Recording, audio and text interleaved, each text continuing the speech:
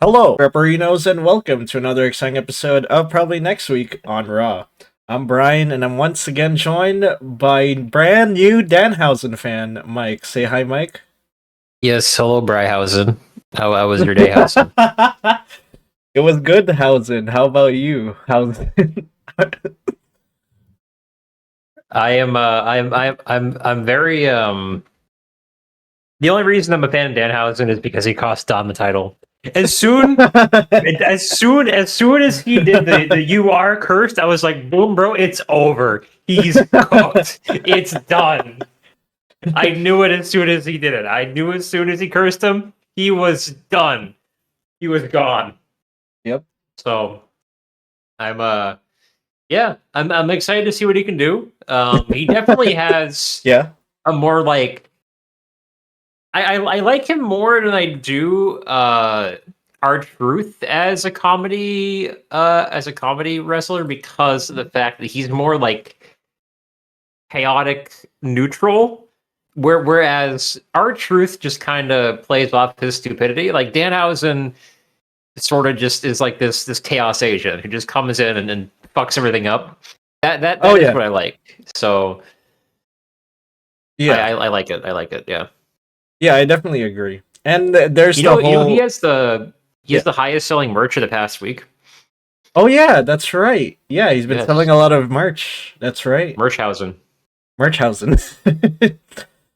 Yeah, no, I was just gonna say that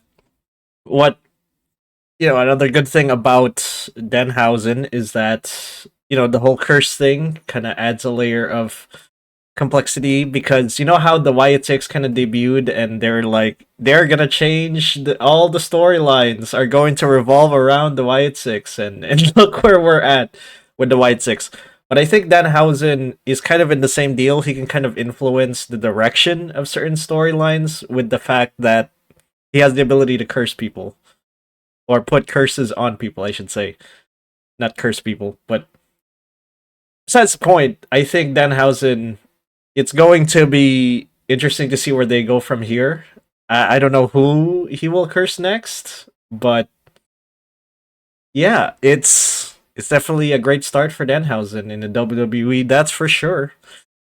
So, not only are we going to try to answer that question, I guess, but all other questions as we head towards WrestleMania in this here show, where we try to predict and book the next episode of Monday Night Raw, and we do it according to these rules. And after that, we are going to watch the next episode of Monday Night Raw as it airs, and then we will score our predictions and bookings based on this scoring system, and we will go back here on the next episode and tell you what we got. So, scores 6.5 for me, not great. I had Punk, Rusev, AJ Lee, Finn, JD Seth, Paul Heyman, Logan Paul, and Austin Theory making an appearance on the show. I think most of them are either like I predicted them in promo segments, but they show up in the match, or vice versa. So that's why I have half points there instead of the full-on points. I did, however, get Penta and Gunther winning their sort of announced matches. And that's pretty cool, I guess. So that's 6.5 for me. How about you, Mike? I had 8.5. I did a little bit better. I had All Division, Logan Paul, Austin Theory being involved in a match. Austin Theory was ringside Logan Paul was ringside with Austin Theory. And he was taking on Jey Uso, so that's like 3 points right there. And then I had wins for Gunther. I had a win from Penta with Finn Balor interfering. I wouldn't say Balor interfered, more as he like prevented an interference. So it's like second level interference where he interfered on the interference, I guess. Indirect interference. Indirect interference. Yes. So, and then I had, and then after that, it was just the content of Roman Reigns and CM Punk's confrontation. I don't think they actually said that they would confront last week. I think they just said Roman was going to show up on the show. Yeah. They didn't say that he was going to confront CM Punk. So I had that, and boy, howdy, Bryon. Was that It got personal. something? It got personal real quick. Man. It did get personal real quick. I don't know if that's them trying to inject heat into this relatively heatless feud they've had so far. But wow, man, that is CM Punk saying he's gonna bury him next to his dad is oof. Yeah. All right, cool. Yeah. You know what? It gets heat. It gets heat, man. It works the jabroni marks. So I guess True. we'll see where this goes next. I assume that Roman is going to bring up his dog. Yep. At some point. So maybe he'll pull a big boss man and bring a doggy bag inside the ring. Oh my god. Who knows? We'll see. So. Well, apparently, I think Raw has a new writer that they kind of elevated from a lower position to a higher position. So I don't know. Maybe they'll do that. I guess. I mean, freaking Liv Morgan, freaking pointed out that Stephanie McCare lives in a mud hut for one of her promos. So I guess Attitude Era might come back, or WCW, or a mixture of the two. Who knows? But anything to make this boring program less boring would be absolutely amazing. So, anyway, we'll move on to what is announced on the next episode. So, we got Oba Femi taking on Rusev, and we also have Io Sky, Lyra Valkyria, Bailey, Raquel Rodriguez, and Ivy Nile in a number 1 contender gauntlet match. Whoever wins that match gets to face AJ Lee for the Women's Intercontinental Championship at some point in the future. Who knows when. But without further ado, let's book this thing and get to my version of the show first as Gunther walks to the ring. It's gooning time. Not really. He talks about his match with Dragon Lee last week. He says that he ripped off Dragon Lee's mask and it felt absolutely great. By ripping off that mask, he has killed the career of Dragon Lee, and a similar fate will befall anyone who steps in the ring with Gunther in the future. He is then interrupted not by Dragon Lee, but by Rey Mysterio, who says that he watched Gunther's match against Dragon Lee last week in his hacienda, and he was heartbroken because he had to take it a step further and rip off that mask. You know, he was fine with Dragon Lee losing, but ripping off that mask, disrespectful. Disrespectful due to the tradition and culture that comes with wearing that mask, and losing that mask means losing one's honor and respect. Ray then says if he has to uphold the honor of Lucha Libre and uphold the honor of Dragon Lee, he will step in the ring with Gunther and prove that ripping off Dragon Lee's mask is the least of his worries. Gunther then counters by saying that he doesn't care about Lucha Libre, or respect, or honor that comes with the mask. All he cares about is ending the careers of people that these people love. And he talks about Ray's accomplishments and achievements. He says that since he ended the careers of Goldberg, John Cena, and AJ Styles, why don't he up the ante and end Ray's career at the grandest stage of them all, at WrestleMania.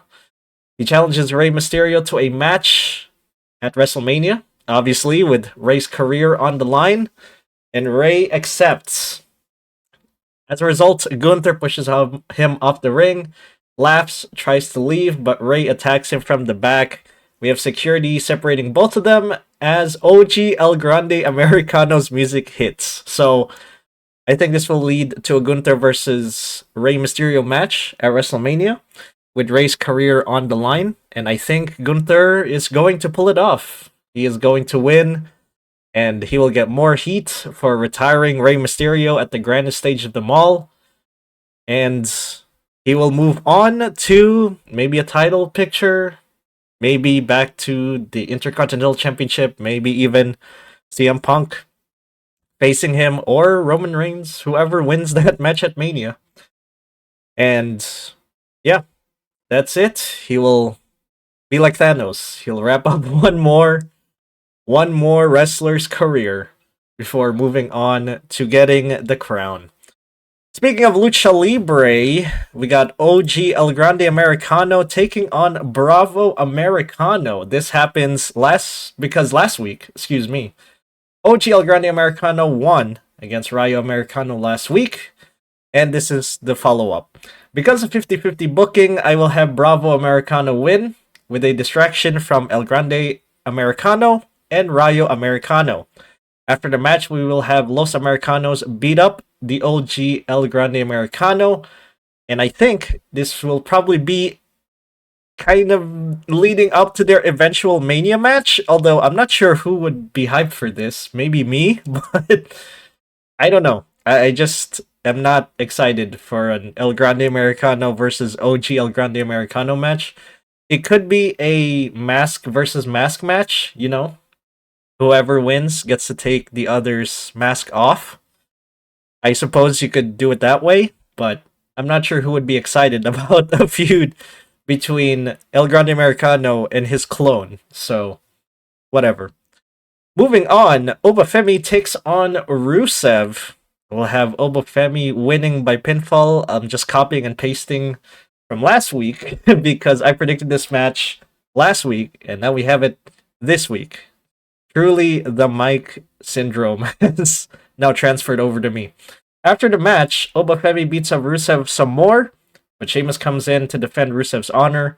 Obafemi laughs at him and leaves the ring as Sheamus comes in to check on Rusev, setting up Obafemi versus Sheamus. On the episode after this, I put in Sheamus because Rusev and Sheamus are on friendly terms, I think. So, them kind of being friendly and having a bit of history is pretty nice for Obafemi. So, there you go. Penta walks to the ring. The brand new Intercontinental Champion walks to the ring. He talks about his win last week. Says that winning it has been one of the best parts of his career so far in WWE because he won it, his first title in the company. He is then interrupted by an irate Dominik Mysterio who claims that Penta won because he was cursed by Danhausen and challenges him to a rematch at WrestleMania. He's then stopped by Finn Balor and JD Mcdonagh of the Judgment Day, where Finn Balor admits that he is the one that caused Dominik to lose his title, and that he would like to redeem himself by challenging Penta to a match at WrestleMania instead for the Intercontinental Championship and get the title back to the hands of the Judgment Day. Dominik and JD look at him quizzically as Penta accepts because Penta is a fighting champion. He does not accept challenges from people like Dominik Mysterio who cheat to win. This leads to a backstage segment between the Judgment Day members where they talk to Finn about what's going on. And this will lead to Finn Balor getting booted out of the group at WrestleMania in his match against Penta for the Intercontinental Championship. And Penta will continue to have that while Judgment Day cost Finn Balor that title. And we'll have a rivalry between Dom and Finn for the rest of the year. So there you go. Number 1 contenders gauntlet match is up next, and I will have Io Sky win by pinfall and challenges AJ Lee to a match at WrestleMania for the Women's Intercontinental Championship. After the match, AJ Lee comes out to shake Io Sky's hand, and Io does the same.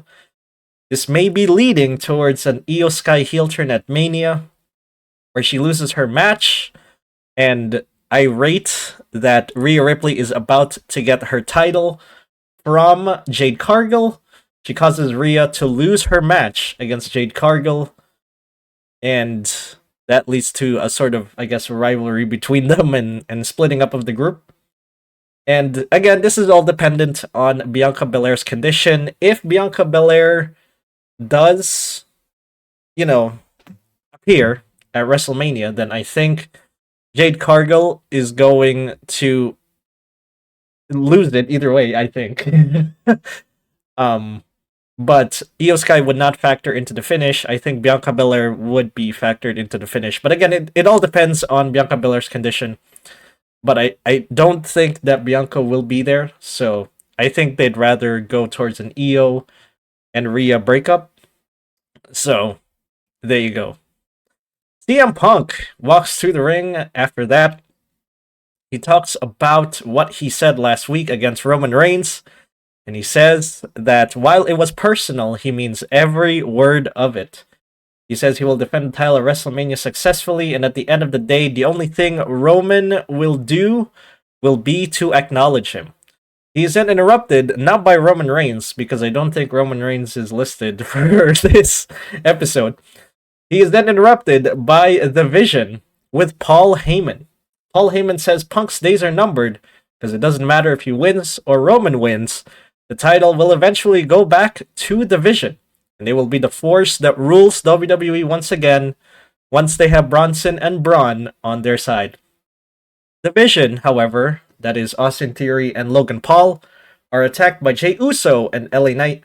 Adam Pearce comes out, he makes a tag team match between the four men for the main event, and that match is right now, as Jey Uso and LA Knight takes on Logan Paul and Austin Theory of The Vision. I will have it end in a no contest. As Seth Rollins comes in, he stomps on Logan Paul and Austin Theory's heads. All five men fight around the ring and brawl backstage, and seemingly, the faces are on top as the show goes off the air. I think this will be a Mania match. Jey Uso and LA Knight taking on The Vision. I think this is a way to put them on the show. Jimmy Uso can be factored into the finish along with Seth Rollins. Obviously, I think they want Seth Rollins to be on the show as well to boost their sales, But I don't think they have a match for Seth unless they would do Seth versus Austin Theory for like the leadership of the Vision, I guess. But I think the Vision faction, as it is right now, is cursed. We're going into the part of diminishing returns now, where I'm not really sure where they are going with the Vision at this point.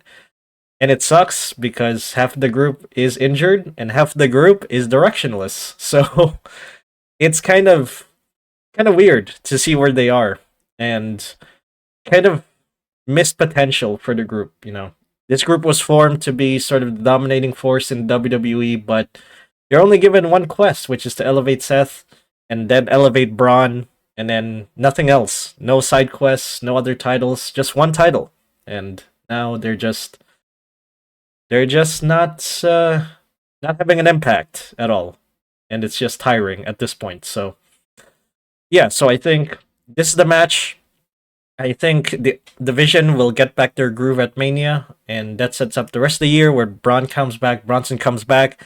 They will fight their way back to the top and eventually challenge Punk or Roman Reigns. Whoever wins that match, I'm leaning on Roman, but whoever wins that, the Vision will finally get back to the top and reclaim that title. And the Vision can be back to being the most powerful faction in the WWE. So, there you go. Any questions? So, do you see Jade Cargill keeping her title through WrestleMania? I know this is more of a SmackDown question. But you factored it in with Rhea Ripley being on the show. Yeah. So I think that Jade Cargill will lose her title either way. I think if Bianca Belair comes back, then Jade loses it due to interference from Bianca. If Bianca Belair is not there, I think Io Sky will be the one who sort of intervenes in this match on behalf of Rhea and causes Rhea to kind of lose that match. I know I said she loses either way, but I think that it kind of depends on Bianca Belair's condition. If Bianca Belair is not ready for Mania, then I think that they would rather have this sort of breakup between Rhea and Io start at Mania and have them sort of Rhea tries to get the title from Jade, but there's some sort of miscommunication or something happens between the two that eventually ends in them breaking up. If Bianca does show up, then Jade will lose the title because of Bianca, and that sets off their rivalry for the rest of the year. So I think, yeah, I think that it all depends on Bianca is my answer to that. I guess. Okay.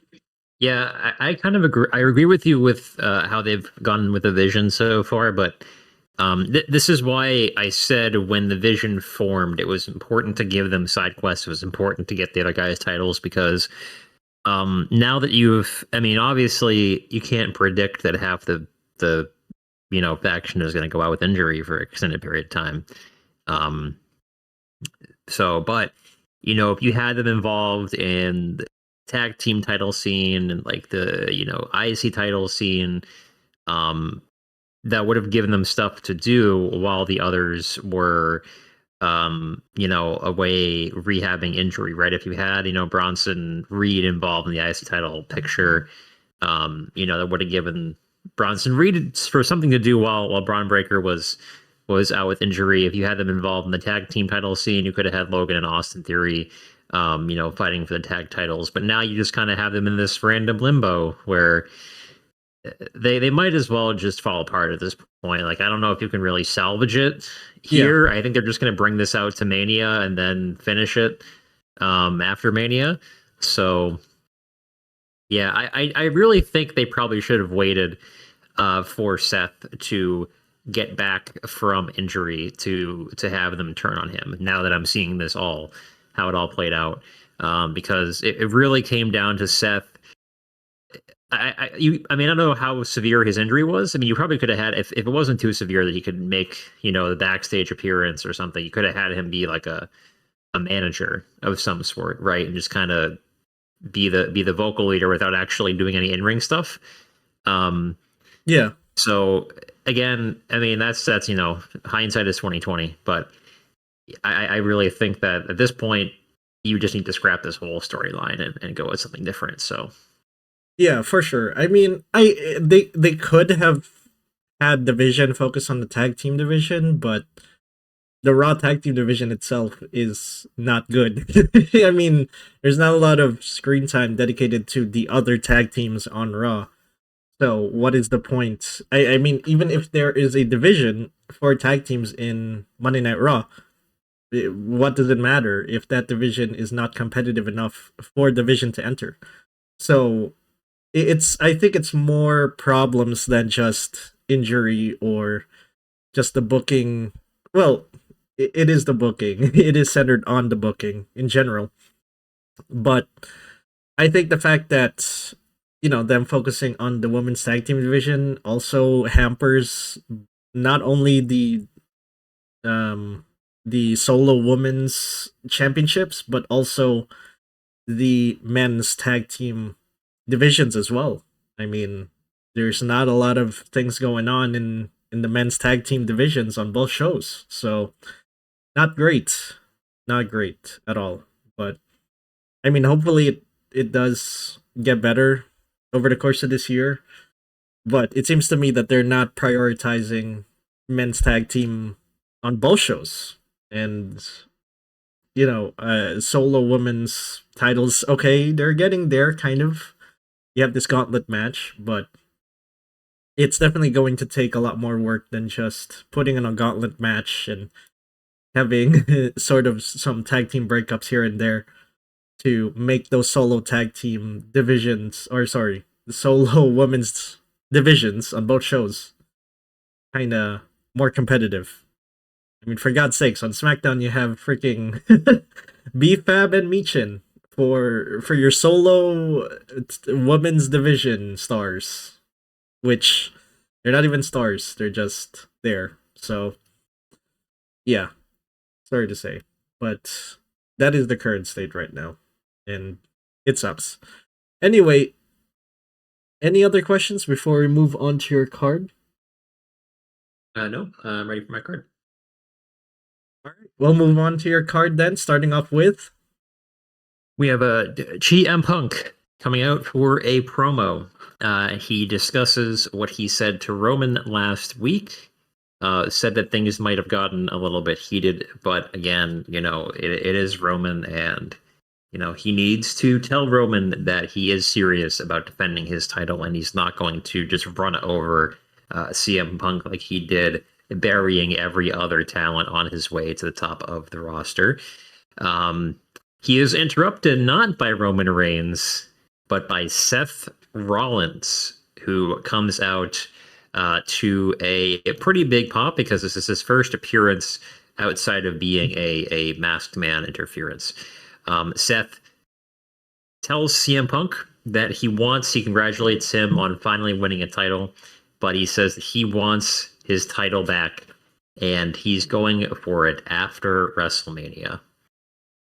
They exchange a few words. Seth Rollins goes to leave, and he is speared by Bron Breakker, who appears as a much larger masked man from the audience. So, Braun, I believe, went out about a month and a half ago, maybe 2 months ago, with what was reported to be hernia surgery, and that I think so. Yeah, takes roughly, depending on how severe it is. I mean, they said he had a pretty severe one. Depending on how severe it is, it can take about a month, maybe 2 months, with little to no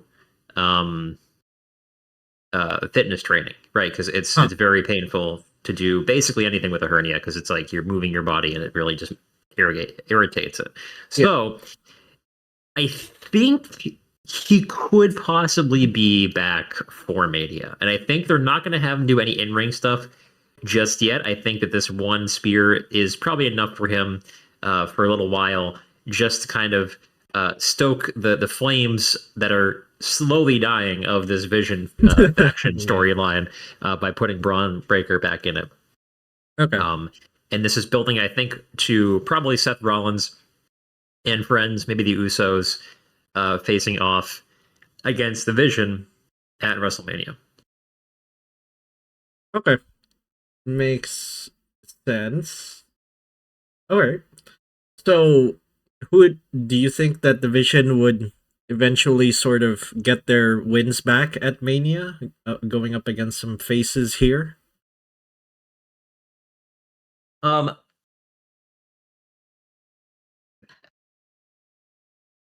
don't know, because it depends on how ready Braun Breaker is. Yeah. And if they want to continue the storyline. If they do want to continue this storyline, I would say that probably Seth wins his match, but the Vision win a tag team title match between them and the Usos at WrestleMania, or something like that. Basically, that's if you want to keep this faction alive. Yeah. I don't think they will, which is sad, because we don't really have any other place for, like Austin Theory and Braun Breaker and Bronson Reed to go, really. So I mean, Logan Paul, he's a part-timer, so we don't care about him. So I mean, I don't know. I really don't. At least for Cody, you have the potential of him turning heel, but he's on SmackDown. I don't really know where the next big faction comes from on Raw. Yeah. I can't really see anything right now, to be honest. So I mean, maybe you could say the Judgment Day, but even the Judgment Day have a sort of the Judgment Day, I think, are on the down. Yeah, they're on the down low. Yeah. Does Monday Night Raw need a faction? First of all, do you think Monday Night Raw needs a faction right now?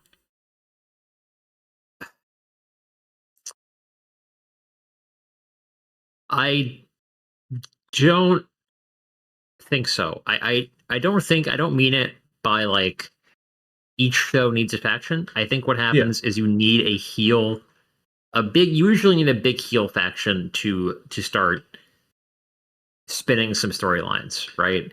Right.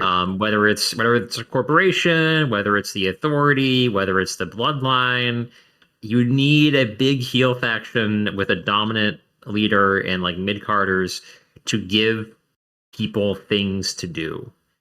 You can go periods without a major faction, right? You can go a couple of weeks without a faction, a couple months without a faction, really. If you have really good singles feuds, right?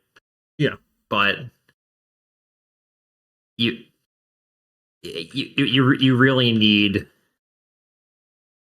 you really need you need something to move the chains, Brian. You need something to move the people in their shows, and you can't just keep doing that with one-off storylines. It's not really going to work that much, you know. Okay. Yeah, I do think there are benefits to having a faction on Monday Night Raw, as you said. I think that having stuff for people to do puts them on television, and television time is precious for a wrestler. Absolutely. And, it makes them known to the people, whether or not the people want to relate to that specific wrestler or want to invest their time into that wrestler's career. That kind of depends on the booking. But I do think that having a faction there at least makes, makes people have some time to be on TV, which I do agree with. I think that how the faction will go long term, though, is going to be dependent on how they decide to book. And sure, you could put in the usual, injuries, plans change, all the time. But I think that booking a faction long term is going to take a lot of work, even though you can simply just throw in the idea of, well, let's just have a mid-carder go up against these guys, or let's have a group of faces go up against, or heels go up against these guys. And it, again, people's interest in that faction is probably going to go up or down depending on what you decide to do there. So, case in point, the Wyatt Six. But I think that, as you said, factions, pretty good short term. But I think long term, it's definitely going to take some work to make that faction kind of still resonate and interesting. But whatever. Anyway, well, we'll move on from that to Obafemi versus Jobev. I don't know a good name for him, but Rusev, who is Rusev Day, Job Day. I don't know. Rusev. What I'm trying to say here, Brian, is that Rusev is quickly becoming a jobber. Unfortunately, yeah. Remember when he was billed really strong for about 2 weeks in the IC title picture, and then instead of giving it to someone who was very very fresh and new, they gave it to Dominik. So wait, that was Dominik's first win, right? When he went up against Penta and Rusev, or is that I his think like? So? Yeah, but Rusev didn't get pinned to look strong, obviously. No, yes, yep, and then he basically did nothing for the entire his entire feud. I think he had a feud with Sheamus for a little bit, but he hasn't done anything since. He's been on like main event, I think, and Speed, but yeah, hasn't really done anything. And unfortunately, I think he jobs out here. Obafemi then proceeds to call out Brock Lesnar, saying that he will see him at WrestleMania. Dang. Okay. And I think that this is where this is going to have Brock versus Obafemi at Mania. Two big guys involved. So big men slapping man-made. Oh, that's right. Yeah, two beefy boys. Yeah. Okay. I do agree with you that we are heading towards Brock Lesnar going up against Obafemi. Interesting to see. Yeah, as you said, Rusev is AEW doesn't sound so bad for him now, does it? But yeah, it kind of sucks that Rusev has to be a jobber here, unless this is kind of a continued rivalry, and then they could just have this end in a no contest and have the two just brawl around the ring or whatever, and have a backstage brawl as well. Sure, I guess, but I think concerning Obafemi's dominance, they really want to build him as the next sort of big man, and having him go up against Rusev and just demolishing him, I think, is kind of the way to go here. and I agree with you on that. We'll move on from that to Danhausen versus JD Mcdonagh. Thank you for putting in the Hausen at the end of that one. Um, I think this is happening because Danhausen is super hot right now. He's very much over with the crowd. I mean, I don't know if you saw it on SmackDown. His second appearance, people were already, in sync with his "You Are Cursed" wow, catchphrase. So he incredible. is very much over immediately. I told you, Brian. Anyone who comes out of a box is immediately over, and that continues to be true here. So I think that Mcdonagh wins this one, thanks to interference from Dominik Mysterio. And then Penta comes in to save Danhausen from a post-match beatdown. What is Finn Balor doing in all of this? Well, before this, Finn Balor is backstage with the Judgment Day, and he is put in the doghouse and told to stay back in the clubhouse and play PS5 while Mcdonagh and Dominik Mysterio go out to take care of business. All right, so I guess the question is, who do you think would face the new Intercontinental Champion Penta at WrestleMania? Do you think it's a Judgment Day member or Danhausen? I guess. I think it's a three-way between him, Dominik, and Finn Balor, probably. Okay. Yeah. Him meaning JD, right? No. Sorry. Him meaning Oh, right. It's between Penta. Yeah, Penta, Dominik, and Finn. Penta, Dom. Yes. Yeah. Okay. And Finn. Got it. All right. How long do you think Penta's reign is going to last as champion? I mean, you have Gunther up there, possibly, and you also have... I don't think Gunther goes back to the mid card, bro. I mean, this dude retired John Cena and AJ Styles, man. If you're putting him back in the IC title picture, I don't know what you're doing, man. I don't know what they're doing. It's like we're gonna have this dude retire the greatest, one of the greatest, probably actually the greatest wrestler of all time, and we're gonna put him in a fucking IC title feud. No. He's. I mean, you got to put him in the main event. You have to. You can't. You can't put him anywhere else. I mean, Austin Theory beat John Cena for the U.S. Championship a couple of years ago, and look where he ended up. He ended up. Yeah, I mean, that's true. That's true. But that was like not retirement tour John Cena, right? Okay, fair enough. Yeah, sure.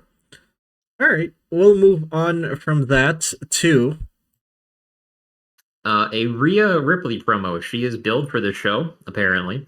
So she comes out and just throws a little more heat onto Jade Cargill, who seems to continue to not. She continues to not be able to beat the Goldberg allegations. You talking about Jade?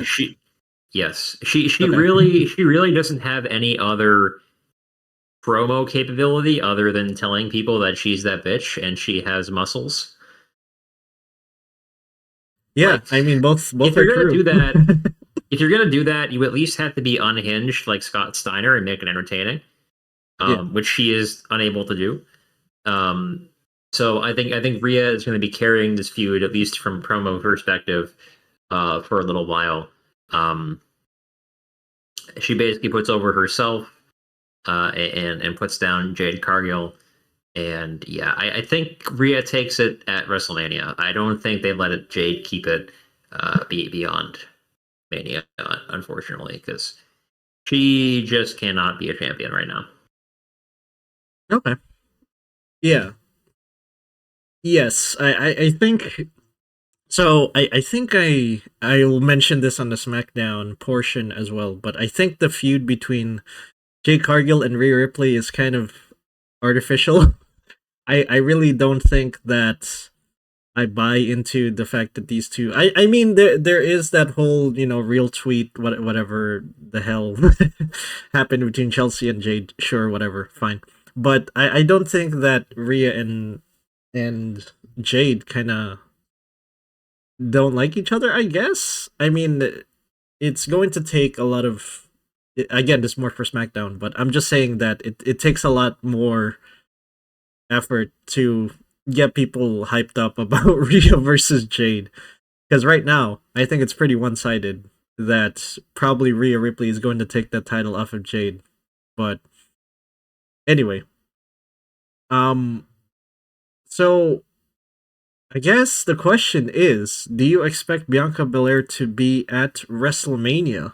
Or do you think that Rhea is going over Jade at Mania here? I don't know what they're doing with Bianca at this point. I don't know where she is. Um, I mean, there were some rumors that she had an injury or she was out for some other reason. I don't know. Um, I can see her maybe returning at Mania, but they haven't really hinted at it in any capacity. So I don't know. Maybe the Raw after WrestleMania she returns, or the SmackDown after WrestleMania she returns. But Yeah. yeah, I think Rhea wins it clean. Okay. Yeah. All right. Fair enough. We'll move on from that to OG El Grande Americano versus Bravo Americano. This is a continuation of last week.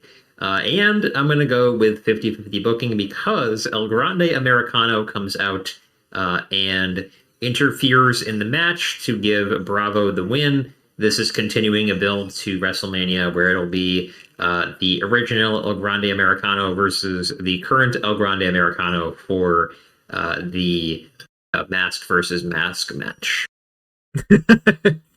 Yep. So I guess the question is, will OG El Grande Americano win, or are you hinging on the old the kind of, I guess, El Grande Americano that took over after the OG won? Like if this I'm match thinking versus, that yeah. I'm thinking that probably both of them have their masks revealed in some way. Um, Uh-huh. I don't know if you can continue the El Grande Americano storyline much further than it's already been continued, unless you want to like really give him like maybe the IC title or something. Yeah. But um, yeah, yeah. So Just imagine if it was a mask versus mask match and one El Grande Americano would have to unmask the other, but they try to unmask, but it's another mask on top of a mask. It's just like, what the hell? It would be funny, is what I'm saying. If there was just two masks on one of them, they just try to unmask one of them, and it's just like a mask, and they do it after the match. It would be funny. But anyway, we'll move on from that to a Vision promo. So Paul Heyman with Austin Theory and Logan Paul and Braun Breaker come out to the ring, and the Vision call out the Usos for the tag team titles, saying that it's about time the Vision get an opportunity at the titles. Adam Pearce comes out and says, "Well, hold on, Buckaroo. You can't just come in here and say that you want a title shot. You got to earn it." So they are going to be going up against another tag team next week for a number one contenders match for the tag team titles. wow. So you're gonna have them be inserted into the tag team picture, okay? So I don't really see where else they go with this unless they're going to go with like a 6-man tag with Seth Rollins and the right, Usos versus the Vision. In that case, like again, what are you doing with these tag team titles where the Usos just kind of have them? Maybe now that the MFT are no longer in the tag team title picture on SmackDown, maybe they move over to Raw. I don't know. Um, so yeah, we'll see. yeah, definitely. I think they kind of booked themselves into a corner at this point as well. But all right, and considering that the Vision are kind of, I guess I would say they're kind of losing right now. would you have them take out the tag team championships from the Usos and put it on Division? Or do you think that this ends in a sort of DQ, I guess, to make Division look strong? Because I think Division right now kind of needs something to make them kind of interesting and to have them some sort of, I don't know, staying power. But Yeah, I think that they should win the titles at WrestleMania. If you want to keep this storyline alive, if you don't, then have them lose. And I think that it really depends if they involve Braun Breaker at any point if he's able to come back. Um, if they do, then I think that means they're going to try to keep this alive for past WrestleMania. If Braun is not involved, then I think that they probably just fizzle out after WrestleMania. And probably Paul Heyman goes back to managing Brock Lesnar, who will likely be a part-time guy for a while, or until he moves on to someone else, maybe Cody Rhodes or something like that. Who knows? SmackDown, probably. Yeah. All right. Well, we'll move on from that to the main event, which is the main event, which is the women's intercontinental gauntlet match, number one contender match. I think that Raquel wins this one. I mean, she was previously booked to be a world title contender. Because Becky Lynch returns. She is booked for the show as well. whoa. And she causes interference on Bailey. So the last two left are Bailey and Raquel. Becky causes interference on Bailey. Raquel is able to pick up the win. And this probably, I know she already has a feud ongoing with Maxine, but Maxine is involved with Natty. I know that Becky has a feud now with AJ Lee, but I think that this is a way to potentially get Becky back into the picture. And you need a heel to go up against AJ Lee. And there's only 3 heels here. And one of them is a jobber, and the other one is involved in a tag team. So, yeah. Okay. That makes sense, I guess. So, considering that you're putting in Becky Lynch, back into the picture, as you say, is it only a matter of time before Becky takes back the title from AJ, considering, there might be a rematch between AJ and Becky, maybe at Mania, maybe at SummerSlam, maybe, or Backlash? yeah, probably a Backlash. Whoever wins, maybe like either AJ or Raquel, go up against Becky Lynch. Yeah. Okay. And then AJ Lee would lose there. I see. Yes. Yeah. All right. Well, I guess that's all we got for what we think will happen on the next episode of Monday Night Raw. And as I said earlier, we will watch the next episode of Monday Night Raw as it airs, and we will score our predictions and bookings, and we'll come back here and tell you what we got. So until then, thank you for ordering a pepperoni pizza called Probably Next Week on Raw from Grapperinos. And remember, if you're down for some fresh, oven-baked, crispy wrestling content, stop on by Grapperinos and order yourself some content you can grapple with. See you next time, Grapperinos. Hausen.